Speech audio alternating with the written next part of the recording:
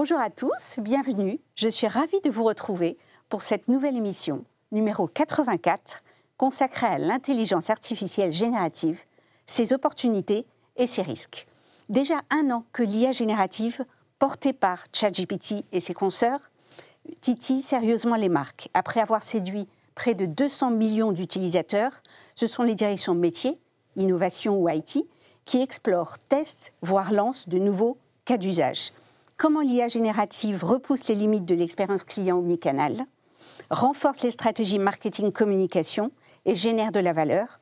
Comment utiliser l'IA générative de façon responsable? Pour répondre à ces questions, j'ai le plaisir de recevoir Eric Hazan.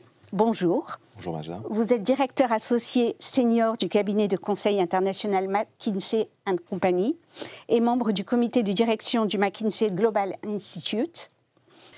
Alexandre Merson, bienvenue. Vous êtes Chief Digital Data and Technology Officer Europe et Moyen-Orient de Sephora, enseigne de beauté à la renommée mondiale et marque du groupe LVMH. Samuel Fischer-Ledru, bonjour. Bonjour. Vous êtes directeur marketing stratégique de Boursorama, acteur bancaire majeur en France et filiale de la Société Générale. Et à ma droite, Michael Nathan, bienvenue. Bonjour. Vous êtes directeur du service d'information du gouvernement, le SIG, administration attachée au Premier ministre. Alors je démarre avec vous, Eric. Le potentiel, je le disais en introduction, de l'IA générative est bien réel, pour les marques bien sûr et pour l'économie au global. L'avez-vous mesuré au sein de McKinsey? Finalement, l'IA nous paraît extrêmement nouvelle, mais c'est quelque chose qui a été, pour la première fois, inventé dans les années 50. Et puis, finalement, parce qu'il n'y avait pas de données numérisées, il n'y avait pas suffisamment de pouvoir de calcul, il n'y avait pas d'algorithme suffisamment développé, on a attendu, finalement, la fin des années 90 pour voir commencer un certain nombre d'expériences. Nous, on a écrit notre premier rapport en 2017 sur l'impact de l'IA. Et ce qui s'est passé avec l'IA générative, pour aller directement sur votre point de discussion, c'est qu'on a dû avancer nos modèles de 10 ans, tellement finalement l'IA générative a changé la donne dans la dernière année. Qu'est-ce qui s'est passé? On a mis, finalement, on a multiplié dans les 5 dernières années les investissements dans l'IA par 5, et on a multiplié les investissements dans l'IA générative, qui est un bout de l'IA, on va y revenir, par 40. Le potentiel qu'on voit entre cumulant IA générative, c'est quasiment une augmentation du PIB mondial, de la taille du PIB anglais chaque année. Donc on est dans une création de valeur assez massive. Ça se concentre sur finalement 4 familles de cas d'usage, on va dire 80% des cas d'usage qui sont les plus pertinents se trouvent autour de l'expérience client, du marketing et des ventes, et évidemment de l'IT et de l'innovation et de la R&D. Voilà, c'est à peu près vers ça que finalement se dirige l'IA générative avec un potentiel de disruption important. On va rentrer dans les illustrations. Alexandre, pour Sephora s'engage à offrir une expérience shopping unique avec un objectif d'excellence opérationnelle fort. Quel cas d'usage avez-vous identifié avec l'IA générative dans le luxe et la distribution sélective ? Alors avec une communauté de plus de 180 millions de clientes, dont plus de la moitié sont des clientes fidèles, vous imaginez qu'on ne peut pas tous les connaître et toutes les servir en sachant individuellement ce qu'elles font, qui elles sont, d'où elles viennent. Et cette accélération qu'on a connue ces dernières années avec l'IA en général et l'arrivée de l'IA générative nous permet encore de travailler de nouveaux cas d'usage. Et effectivement, c'est une fantastique opportunité, une opportunité pour nos conseillères et nos conseillers en magasin de mieux connaître et reconnaître leurs clientes, de les servir encore mieux, d'anticiper.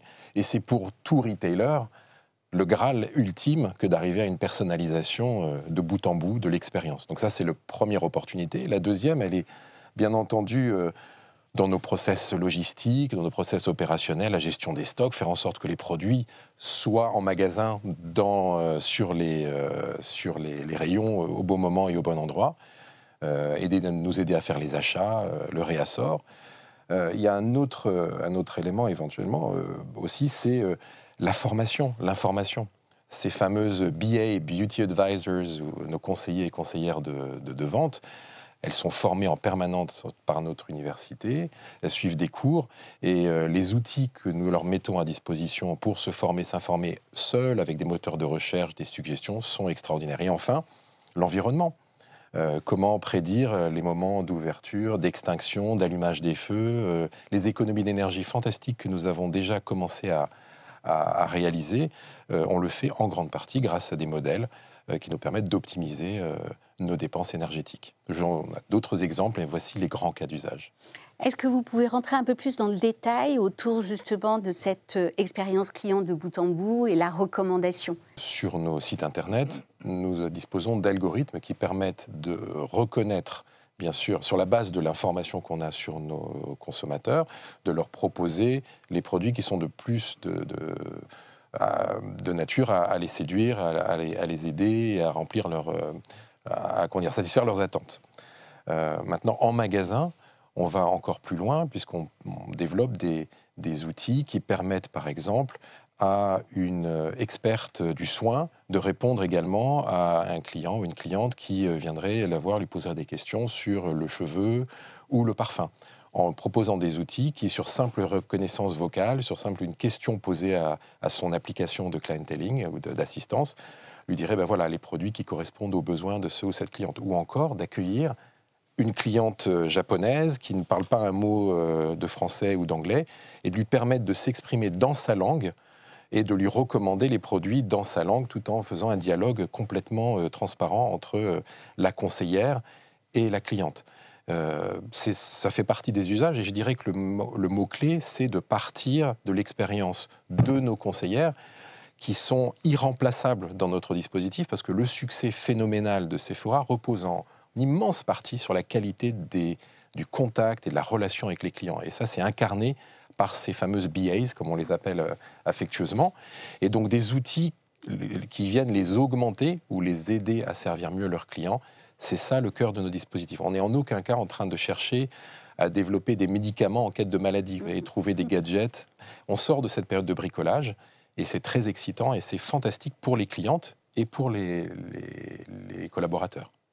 Et il y a aussi sur l'expérience en ligne un volet autour de la recommandation, de l'UGC, qui va être accéléré par l'IA générative? Oui, déjà il y a depuis de nombreuses années de grandes réflexions sur la nature de la recherche. Vous savez, cette fameuse recherche qui parle des mots-clés ou de l'indexation de contenu, il est, selon nous, inévitable que les grands éditeurs de moteurs de recherche vont maintenant, ils commencent déjà à le faire, vont nous fournir des outils qui permettent aux clients de poser des questions en langage naturel et que la réponse soit nourrie par le savoir de la marque et collectivement de tous les assets, comme on dit, tous les atouts de l'entreprise. Donc des moteurs de recherche powered by intelligence artificielle, ça c'est déjà d'actualité. Mais sur le site internet, effectivement, aujourd'hui, la capacité à personnaliser l'expérience sur notre app, qui est un outil incroyable d'engagement et de relation avec les clientes, où en effet la gestion des contenus, la mise à disposition des revues et des évaluations est enrichie effectivement par des algorithmes et par des moteurs d'intelligence artificielle. Merci Alexandre. Samuel, alors l'IA, un peu comme l'introduisait Eric, n'est pas nouvelle, hein. Avec l'IA générative, un nouveau champ des possibles s'ouvre. Quelles opportunités l'IA générative va-t-elle apporter au département marketing stratégique, à la fois pour la partie bancaire, Boursobank, mais aussi pour la partie média, boursorama.com? Exactement, c'est important de le rappeler. On est à la fois une banque, donc Boursobank, renommée l'an dernier, et puis un média, le premier site d'information financière en France, boursorama.com. Donc on a 2 fois plus de cas d'usage finalement, à la fois pour la banque et pour le média. Et sur la partie bancaire, on sait que les banques sont des entreprises technologiques, de plus en plus technologiques. Elles ont une ancienneté importante dans la gestion, le traitement de données massives, de données sensibles, et d'opérations sensibles avec ces données. Et qui plus est, pour une banque en ligne comme nous, donc une banque digitale, on a énormément de données. Donc on a acquis une compétence pour traiter ces données en grand nombre. Donc on est vraiment une entreprise technologique. Et en ce sens, je crois que c'était un sondage aux États-Unis qui disait que la banque était peut-être le secteur le plus impacté potentiellement par l'IA, parce qu'il y a énormément de projets, de choses qui permettent de travailler sur l'efficacité, notamment dans un secteur qui emploie énormément de personnes.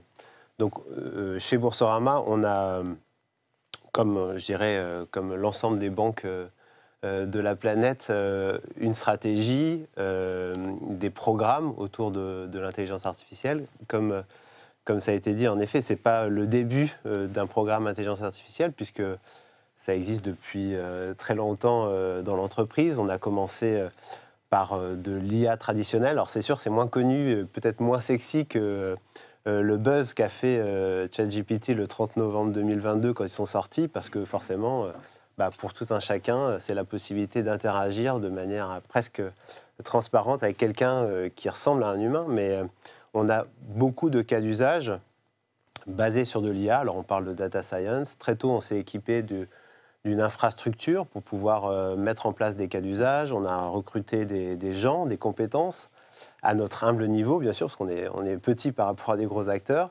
Et on a développé des cas d'usage. Donc sur le marketing, ça peut être de l'appétence à un produit, se dire potentiellement telle personne est plus appétente à mon produit d'assurance vie que tel autre. Donc je vais personnaliser ma communication et ne pas envoyer certaines communications à certaines personnes. Très tôt, on a développé un callbot ou un chatbot qui nous permettait de répondre aux clients. On n'a pas attendu ChatGPT pour se dire on va proposer un chatbot sur notre interface. L'efficacité, c'est au cœur du modèle de Boursorama pour rendre un maximum de valeur à nos clients. Donc c'est super important, je dirais. Et donc, qu'est-ce qu'apporte finalement l'IA générative par rapport à ce qu'on fait déjà, on va dire, sur lequel on continue d'itérer, bien sûr. Premièrement, c'est de se dire, est-ce qu'on peut revoir certains modèles qu'on a développés, certains modèles de data science, pour les rendre encore plus pertinents, encore plus performants. Donc, on pense à des choses assez simples, comme en effet le chatbot, se dire aujourd'hui, on a un chatbot qui couvre une partie plutôt réponse à des questions, FAQ. Peut-être que demain, on pourra aller plus loin avec des chatbots plus commerciaux, avec toutes les limites que ça comporte. Quand on met un chatbot face à un client potentiellement, il y a notre image qui est en jeu, etc. Il y a aussi l'analyse sémantique, tout ce qui est finalement analyse de sentiments. On a énormément de verbatim clients qu'on collecte, donc c'est intéressant pour nous de se dire est-ce qu'on peut aller encore plus loin pour mieux comprendre par rapport à l'ensemble de ces retours, là où on pêche encore en termes d'expérience client, là où peut-être les points sur lesquels on peut capitaliser pour justement proposer une expérience qui soit la plus satisfaisante possible et qu'on reste la banque qu'on a envie de recommander. Donc il y a cet aspect revoir finalement, voir si on peut améliorer des modèles existants. Il y a l'aspect compléter des modèles existants. Donc je rebondis un peu sur l'aspect de personnalisation, parce que très clairement pour nous, au-delà de cibler, c'est de se dire potentiellement d'avoir des contenus différents en termes de communication client, potentiellement d'interface, voire d'avoir des synthèses personnalisées pour certains clients. Et ça, c'est des services personnalisés qui peuvent être intéressants pour des clients et qui finalement complètent une partie peut-être personnalisation liée à des ciblages de communication qu'on fait déjà. Et puis, il y a forcément des nouveaux cas d'usage, je dirais, sur lesquels on ne s'était pas encore positionné, de se dire en termes de production de contenu, donc d'asset marketing, que sous tous les formats possibles, des images, des vidéos, potentiellement du texte également. Qu'est-ce qu'on peut faire ou en quoi on peut s'aider en tout cas d'intelligence artificielle pour aller plus vite, moins cher peut-être, je ne sais pas. Et ça aussi, c'est bien sûr des cas d'usage qui peuvent être déroulés, déclinés côté média, puisque vous l'avez bien en tête, mais sur un média, se dire qu'est-ce qu'on peut réexploiter. On a énormément de contenu sur notre site. Qu'est-ce qu'on peut réexploiter, peut-être sous différents formats. Comment on peut se faire aider peut-être d'intelligence artificielle pour être mieux référencé en termes de contenu. Donc ça, c'est des problématiques, je pense, de place au niveau des médias et qui sont intéressants aussi pour nous. Donc voilà, on a pas mal de use cases. Ça, c'est plutôt des use cases spécifiques. Et juste pour finir, il y a un use case un peu plus large, je dirais généraliste, qui est de se dire comment on met entre les mains de l'ensemble des collaborateurs de l'entreprise un ChatGPT-like, donc plutôt un ChatGPT qui soit fermé en termes de confidentialité pour éviter des problèmes et qui permette à chacun de se sensibiliser avec cette intelligence artificielle générative et de finalement développer ses propres use cases. Ces use cases personnels qui peuvent aller de la synthèse d'un document dans la recherche d'informations. Donc voilà, des use cases finalement un petit peu comme nous, on les a peut-être au quotidien, quand on a notre petit onglet ChatGPT sur notre desktop et qui nous permet d'aller plus vite certains trucs qu'on a à faire. Voilà. C'est clair, merci Samuel. Alors, Michael, pour le SIG, la communication institutionnelle aussi s'intéresse à l'IA générative. Quelles sont les réflexions que vous avez sur l'IA générative et quelles applications imaginez-vous pour renforcer vos modèles d'information et d'engagement des citoyens? Là, on parle. Absolument. Effectivement, c'est un peu différent. Finalement, notre problématique est à la fois très différente, mais à la fois très proche. La communication institutionnelle, elle fait face à un enjeu qui est finalement commun à ce qui a été dit précédemment, c'est qu'elle doit adresser ses audiences de façon la plus performante, la plus holistique possible, avec un point quand même extrêmement spécifique, c'est que cette communication institutionnelle gouvernementale, elle s'adresse vraiment à tout le monde. Donc évidemment, les marques veulent avoir le plus d'audience possible, le plus de clients possible. Nous faisons de la communication institutionnelle, on doit vraiment parler à tous les Français, à toutes et tous. Et donc on a évidemment un enjeu et une problématique dans un environnement qui est de plus en plus complexe, qui est de plus en plus, on va dire, où il y a de plus en plus de monde, de trouver notre chemin et de trouver cette audience. Et de ce point de vue-là, la communication institutionnelle est partie avec peut-être un peu de retard, et avec quelques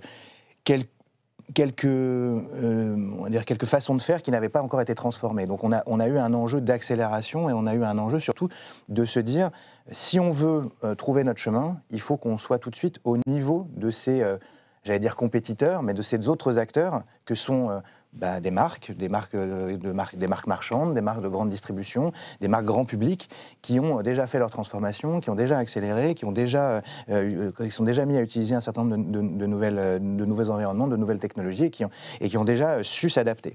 Donc on va dire que notre enjeu, c'est évidemment de se mettre au niveau de ces acteurs, même si dans les faits, on n'a pas les mêmes problèmes qu'un retailer, on n'a pas les mêmes problèmes qu'une banque en ligne, et par ailleurs, on a presque une problématique encore plus compliquée, alors en l'occurrence pas internationale, puisque notre problématique est domestique. La communication institutionnelle du gouvernement, c'est essentiellement sur le territoire français, mais on a un enjeu d'approche holistique, vraiment, de toucher toutes les audiences qui nous habitent au quotidien. Et donc, de fait, évidemment, on regarde ce sujet et on appréhende ce sujet comme une façon d'accompagner l'accélération qu'on doit nécessairement mener. Donc finalement, ça va dans l'ensemble de nos activités, qui sont des activités de production de contenu, au sens de finalement diffusion organique, de diffusion en tant qu'annonceur, média. On voit bien que cette intelligence artificielle générative va nous permettre de répondre à cette ambition de à la fois servir toutes les audiences, mais les servir et les adresser avec des messages qui soient impactants et performants pour ces audiences. Bien sûr, je pense que c'est valable pour toutes les marques. Dans un environnement où il y a énormément d'acteurs qui parlent en même temps, trouver son chemin, c'est difficile. Et finalement, le Graal, dont on a toujours beaucoup parlé, le bon message à la bonne personne, au bon moment, sur la communication institutionnelle, c'est finalement la même chose. On ne parle juste pas de produits, on ne parle pas d'une offre commerciale, on parle d'une politique publique que l'on veut expliquer, présenter, que l'on veut promouvoir finalement à différentes audiences qui vont en avoir plus ou moins besoin. Alors, les politiques publiques sont faites pour tous, tout le monde n'en a pas forcément besoin au même moment, donc il faut trouver ce chemin, et là-dessus, on sent bien que cette capacité de segmentation, de trouver finalement, d'optimiser le chemin entre l'émetteur que nous sommes et le récepteur que sont les audiences, c'est logique, l'intelligence artificielle générative va nous y aider. Elle va nous y aider sur notre capacité à passer à l'échelle sur la génération de messages qui soient adaptés à nos audiences. Elle va nous aider à cibler correctement sur une approche publicitaire quand on a une diffusion publicitaire, ce qui est une partie seulement de notre activité. Et elle va nous aider, comme ça a été dit précédemment, dans nos activités du quotidien, sur notre production de contenu, sur la façon dont finalement on structure notre activité au quotidien. Comme le font de très nombreux autres acteurs. Ce qui est intéressant pour nous, c'est que, et c'est la philosophie dans laquelle finalement on s'est inscrit depuis un certain nombre d'années sur la transformation de cette communication gouvernementale, c'est que quelque part, comme c'est une nouvelle vague de transformation, ça offre la possibilité pour ceux qui étaient peut-être, qui avaient moins pu appréhender les précédentes, de se redonner une nouvelle impulsion. Et donc, on est extrêmement convaincus, convaincu c'est un euphémisme, on est convaincus et on a, de toute façon, on a cette obligation que de s'intéresser à ces sujets d'un point de vue de notre organisation, d'un point de vue des compétences dont on a besoin, d'un point de vue des partenaires avec lesquels on doit travailler. Évidemment, ça nous fait rencontrer des nouveaux acteurs. Nos partenaires aussi évoluent. Ce qui est intéressant dans notre écosystème institutionnel, c'est qu'on fait de la communication, bien sûr, mais on fait aussi beaucoup d'analyse. On essaie de comprendre l'état de l'opinion, comprendre la perception justement sur ces politiques publiques, pour essayer d'avoir une communication qui soit le plus objectivée possible par rapport à notre environnement. C'est finalement ce que vous faites aussi avec des études clients, etc. Donc, on le fait de façon assez systématique. Et ces partenaires qui nous accompagnent sur ces sujets, que ce soit dans l'environnement analytique de sondage, dans l'environnement analytique de ce qui se dit sur les réseaux sociaux et dans les médias, etc., on voit bien qu'ils sont en train de se transformer aussi, d'avoir des nouveaux outils, et on sent finalement l'étape qui va être passée et ce que ça va pouvoir nous apporter en termes de réactivité, de capacité à traiter, en termes d'information, d'impact, ce sera d'autant plus performant et d'autant plus utile, et dans notre capacité d'accélération. Donc on le voit finalement comme une opportunité finalement de prendre ce virage comme les autres acteurs comme les autres annonceurs, qui avaient peut-être pu prendre d'autres virages plus tôt, plus vite que l'environnement institutionnel, et donc pour nous de nous inscrire dans les mêmes dynamiques, et donc d'être finalement au niveau de ce que finalement les citoyens et les consommateurs, dans un certain nombre de cas, attendent. Alors l'IA générative s'annonce comme un véritable game changer pour les marques, leur permettant, et c'est ce que vous disiez, d'accélérer les innovations, de gagner en créativité et de productivité. Je reviens vers vous, Samuel. Quels sont les prérequis, pas trop techniques si possible, à prendre en compte pour renforcer justement le marketing stratégique avec l'IA générative ? Oui, je ne vais pas rentrer dans la technique parce que je ne serais sûrement pas assez compétent. En tout cas, ce que j'ai en tête par rapport à ces projets d'IA générative, c'est assez simple, c'est de se dire finalement, il faut en termes de prérequis avoir des fondamentaux data en place. Je pense notamment à la qualité des données, parce que si on s'appuie en tout cas sur des données internes, à un moment donné, pour utiliser ce type de modèle, forcément, si ces données ne sont pas de qualité satisfaisante, vous risquez d'avoir des grosses désillusions en termes de performance. Je pense qu'après, il faut s'intéresser forcément aux solutions utilisées pour le faire. Ça passe par plusieurs réflexions, des réflexions forcément autour de la performance des solutions utilisées, tant en termes de cloud que de LLM en tant que tel, de langage en tant que tel. C'est aussi une réflexion, je pense, sur la partie coût, parce qu'on en parle peut-être un peu moins, mais le coût n'est pas neutre. Quand on fait une requête pour demander à ChatGPT ou un autre, il y a un coût à la requête, il y a une utilisation du cloud à chaque fois, de l'énergie dépensée, donc il y a une logique de coût également à prendre en compte. Il y a une logique forcément de confidentialité, j'en ai parlé un petit peu tout à l'heure, mais c'est la protection des données, notamment d'une entreprise et encore plus de clients, elle est clé. Donc dans quelle mesure je m'assure que ça c'est bien en place, et puis forcément de sécurité, parce que je parle en plus en tant que banque, mais la sécurité, c'est clé. On voit bien qu'on a pas mal de sujets là-dessus de manière générale. Donc là, c'est important à prendre en compte. Et plus globalement, je dirais, soit il y a une logique en fonction des sujets de se dire c'est plutôt du make, c'est plutôt quelque chose que je vais faire en interne, soit c'est plutôt du buy, je vais peut-être plutôt m'appuyer sur une solution existante du marché, peut-être sur étagère, ou en la paramétrant potentiellement, pour pouvoir avancer. Forcément, il y a des risques.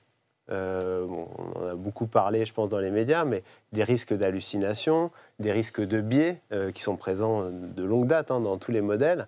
Et pour parer à ces risques, je pense qu'il y a pas mal d'éléments, mais notamment, il y a un élément qui est les compétences qu'on a pour faire nos requêtes. Donc, tout un chacun, au niveau de l'utilisateur lambda, comment je m'assure que mon prompt, comment ma requête, elle est bien posée. Est-ce que je fais plusieurs prompts? Il y a des entreprises qui font 16, 17, 18 prompts différents pour arriver finalement à trouver le bon prompt qui va leur donner la bonne réponse. Donc tant au niveau de l'utilisateur lambda, je dirais la solution, que de l'utilisateur plutôt averti, voire du professionnel de la data, de l'IT, qui lui a une connaissance plus fine du modèle, qui est capable de fine-tuner, d'ajouter des données finalement de l'entreprise pour éviter que notre prompt finalement parte un petit peu dans tous les sens. Donc il y a, je pense, des questions comme ça à se poser, et puis forcément il y a des cas d'usage à trouver, des cas d'usage pertinents. Je pense que ça ne sert à rien d'en avoir, d'en tester des milliers. Il faut surtout essayer de trouver quelques cas d'usage qui soient pertinents, encore une fois, pour l'IA générative, je dirais pour les LLM de manière générale. Tous les cas d'usage ne sont pas pertinents pour l'IA générative. Et donc, peut-être pour certains se faire accompagner, en tout cas réfléchir sur la pertinence des cas d'usage, je pense que c'est clé. Je reviens vers vous, Michael. Le SIG, vous disiez, doit parler à l'ensemble des citoyens avec une approche holistique et impactante. Quel cadre pensez-vous qu'il faille mettre en place pour justement innover avec l'IA générative sans pour autant impacter la cohérence de marque, de la marque État? En fait, c'est un sujet qui est au cœur de notre enjeu global, c'est cette organisation et cette cohérence.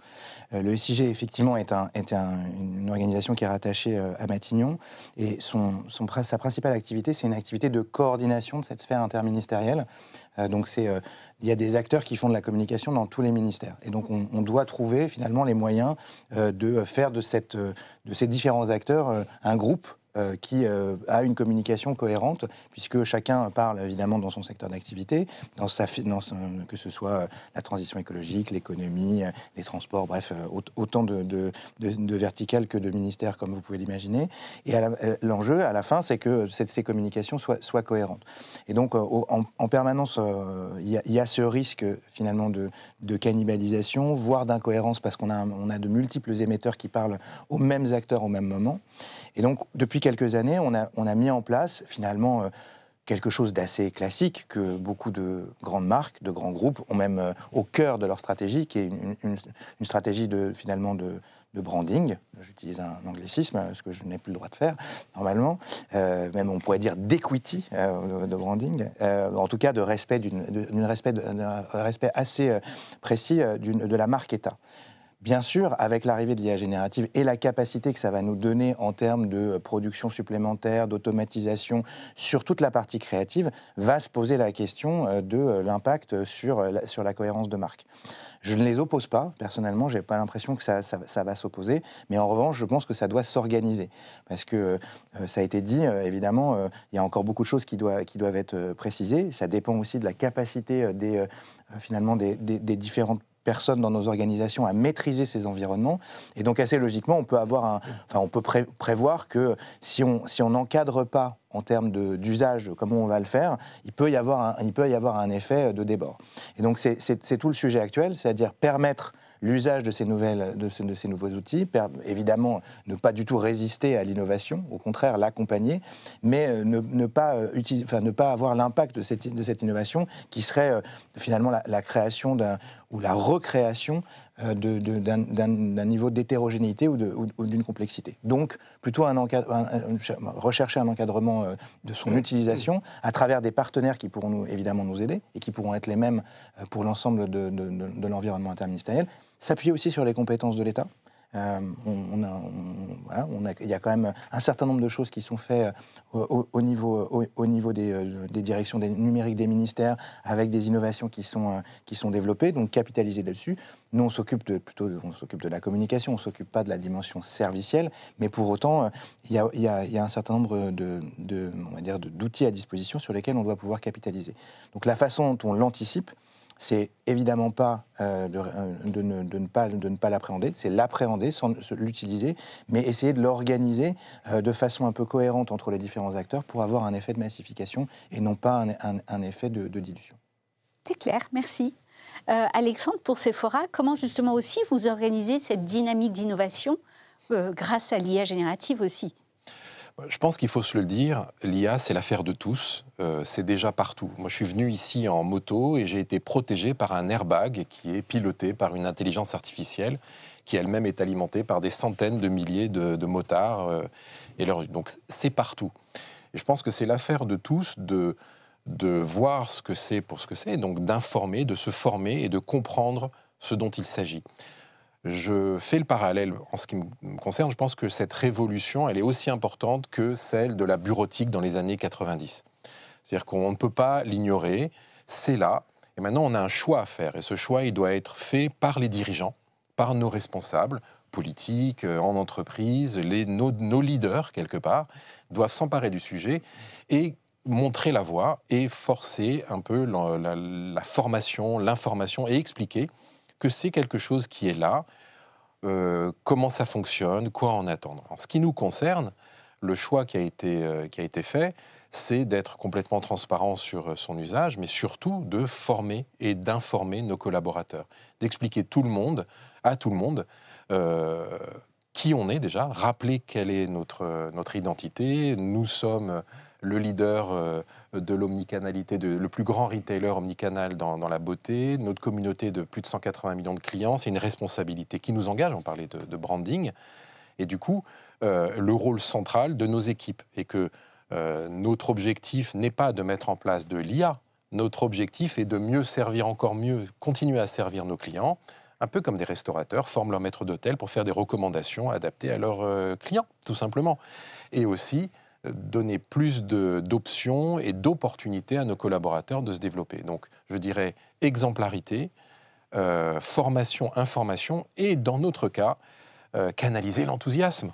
Ça génère ça peut s'apparenter à de la cacophonie, mais je dirais que c'est de l'enthousiasme de voir le nombre d'initiatives qui ont fleuri. Et une de nos plus grandes préoccupations actuellement, c'est de dire, attendez, wow, on ne se calme pas au point d'arrêter, on canalise, on se concentre sur qui on est, quels sont vraiment nos objectifs, nos points d'amélioration, nos besoins, et on encourage des initiatives, mais on les canalise, on les concentre, on garde du focus.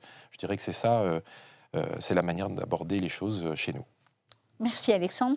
Alors Eric, finalement, les points de vigilance que les marques doivent avoir en tête, justement pour utiliser de façon responsable l'IA générative, sont lesquels? Peut-être 2-3 points de contexte. Si on résume ce qu'ont très bien dit mes camarades, finalement, l'IA générative, ça fait de la création de contenu, du classement de bases de données et de l'amélioration de l'interface homme-machine. Et tous les cas d'usage qui sont aujourd'hui testés et mis en œuvre autour de l'IA générative sont autour de ça. Ça touche d'ailleurs principalement aujourd'hui des secteurs qui sont présents autour de la table, c'est-à-dire la grande consommation et le retail, la distribution, la banque, tout ce qui est télécom et médias, et puis pharma et pharmacie et sciences de la vie. Voilà, c'est à peu près ça aujourd'hui dont on parle pour l'IA générative. Alors quand on va sur les points qui ont été d'ailleurs évoqués sur les difficultés de l'IA, il y a plusieurs de l'IA générative en particulier, mais de l'IA même en général. Il y a des difficultés de mise en œuvre, et on l'a dit, d'abord, évidemment, la qualité et potentiellement la connexion des différentes bases de données. Nous, on est en train de développer, on a développé en une dizaine de semaines, c'est très rapide, notre propre interface sécurisée, cyber-sécurisée, pour accéder à nos propres bases de données et créer du contenu pour nous-mêmes. Eh bien, on a connecté 135 bases de données et on s'est assuré que quand on utilisait le pouvoir de calcul des différents large language models qui sont disponibles, on ne laissait pas nos données dessus. Donc il y a une question de cybersécurité. Il y a une question autour des hallucinations. Finalement, qu'est-ce que c'est qu'un large language model? Ça réplique un processus de pensée, un processus de production de contenu sur la base de la distance entre les mots. C'est des réseaux neuronaux complètement mathématiques. Et donc, finalement, ça n'invente rien. Mais donc, vous vous rappelez sans doute de l'exemple de cet avocat qui s'est fait lui-même traduire en justice aux États-Unis parce qu'il avait utilisé un large language model pour faire sa plaidoirie. Et finalement, qu'est-ce qu'a fait le modèle? Il a produit des cas jurisprudentiels justes et il a produit des cas jurisprudentiels qui n'existaient pas. Et c'est ce qu'on appelle une hallucination. Et donc cette problématique de l'hallucination existe. Et puis ensuite, c'est tellement puissant qu'il y a 2 types de points de vigilance supplémentaires. D'abord, comment on fait la transition en termes d'organisation. On sait qu'à moyen terme, on ne sait pas quel est le moyen terme. Si on diffuse largement dans l'économie l'IA générative et l'IA, on a 70% des jobs d'une économie développée qui sont susceptibles d'être automatisés à plus de 50%. Le temps, le timing peut être très variable en fonction des entreprises et en fonction finalement de la pénétration dans l'économie, mais ça se travaille, ça se prépare, en particulier par le reskilling, un mauvais mot anglais, mais disons la requalification des personnels. Et puis enfin, c'est très puissant. Et donc, il y a plein de questions par des gens beaucoup plus pointus que moi en IA sur, finalement, presque la comparaison de la puissance de l'IA générative avec l'énergie nucléaire. Voilà. Ah oui, effectivement. Alexandre, dernier tour de table, effectivement, pour clôturer cette discussion. Peut-être nous dire, pour les prochains mois, les 2 principales priorités autour de l'IA générative pour Sephora ? On va continuer à travailler sur ces sujets que sont vraiment le support à nos équipes de terrain, nos conseillers et conseillères de vente, donc les outils d'assistance et de personnalisation de l'accueil. On continue bien sûr sur la partie personnalisation en ligne et omnicanalité. Et nous allons renforcer tout ce qui est analyse des données. Vous savez, nous recueillons énormément de données pour nos partenaires marques, de nos clients, de nos clientes et de ce qui se passe dans le business, à la supply chain, à la finance, etc. Et nous mettons en place des outils qui nous permettent de mieux expliquer le business, de mieux le comprendre. Donc ça, c'est un axe sur lequel on travaille énormément, détecter ce qu'on appelle des signaux faibles, des indices que telle tendance est en train d'évoluer vers une autre, qui nous permettront encore plus donc, de boucler la boucle et d'affiner notre offre et de nous concentrer sur nos clients et nos clientes. Donc ça, c'est les axes, je dirais, opérationnels. On va continuer notre stratégie de test and learn, encore une fois un anglicisme, mais on va tester en continu beaucoup de choses en étant concentré sur les objectifs de la maison et continuer les efforts d'information, de formation en continu de toutes les catégories, toutes les personnes, tous les collaborateurs de l'entreprise. C'est clair, merci. Samuel, vous aussi, pour les 6 prochains mois? Oui, je pense qu'on est un peu dans la même logique, test and learn, de se dire déjà sélectionner, parce que j'ai parlé de pas mal d'opportunités tout à l'heure, mais forcément on doit sélectionner celles qui nous semblent les plus intéressantes à court terme. Donc l'idée, c'est bien sûr de les tester, de déployer des use cases, de trouver aussi le bon process finalement de bout en bout pour aller assez vite entre le test, finalement le développement, l'industrialisation, avec toutes les questions que j'ai évoquées de sécurité, de confidentialité. Donc trouver un process qui nous permet peut-être d'être un peu plus rapide et pas réinventer la roue à chaque fois qu'on a un nouveau use case, sinon ça va être compliqué et puis ça ne nous ressemble pas. Donc l'idée, c'est de trouver le moyen d'aller assez vite sur un use case et d'aller jusqu'au bout. Donc ça, forcément, c'est à court terme notre priorité. Ça passe par aussi trouver la bonne solution, la bonne architecture technique sous-jacente, on va dire. Donc ça, c'est ce qui va nous occuper, je pense, dans les prochains mois. On a en tête que j'ai l'impression que toutes les banques en fait se lancent dans des tests, mais je pense que c'est vraiment nécessaire pour se dire dans 2-3 ans, ceux qui n'auront pas pris finalement le train en marche, je pense qu'il y aura un véritable écart en termes de compétitivité potentiellement entre des gens qui ont commencé à tester et en effet en termes d'organisation aussi à sensibiliser l'ensemble des personnes, voire les former, et ceux qui n'auront pas pris ce chemin-là. Donc nous, on est résolument engagés dans cette direction-là.